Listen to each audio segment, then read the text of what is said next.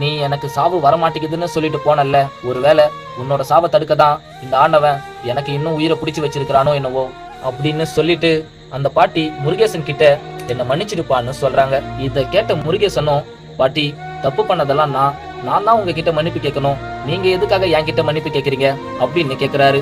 அதுக்கு அவங்களும், விவசாய நிலத்துல குப்பைகளை கொட்டுறது தப்புன்னு எனக்கும் தெரியும், உங்களுக்கு தப்புன்னு தெரிஞ்சோம் அப்புறம் எதுக்காக பாட்டி அங்க குப்பைகளை கொட்டினீங்க அப்படின்னு முருகேசன் கேக்குறாரு. அதுக்கு 2 காரணம் இருக்குப்பா அப்படின்னு சொல்றாங்க.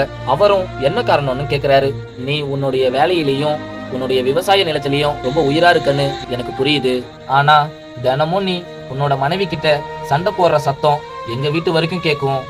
தினமும் உன்னோட மனைவி அழுதுகிட்டே வெளியே உட்கார்ந்துட்டு இருக்கிறத பாக்குறதுக்கே ரொம்ப கஷ்டமா இருக்கும்.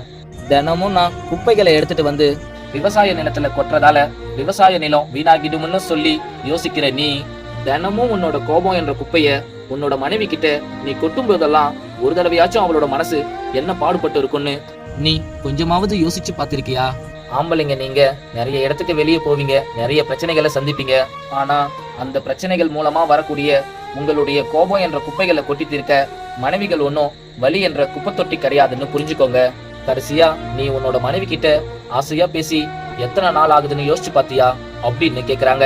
இத கேட்ட முருகேசனும், நீங்க சொல்றப்பதான் எனக்கு புரியுது இவ்வளவு நாளா என்னுடைய மனைவிய நான் எப்படி கஷ்டப்படுத்தி இருக்கேன்னு. முதல்ல நான் போய் என்னுடைய மனைவிய சமாதானப்படுத்தணும் அப்படின்னு சொல்லி போகும் பொழுது, ஆமா 2வது காரணம் என்ன பாட்டி அப்படின்னு கேக்குறாரு.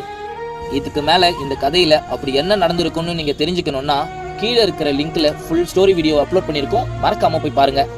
இந்த குட்டி ஸ்டோரி பிடிச்சிருந்தா மறக்காம லைக் பண்ணுங்க.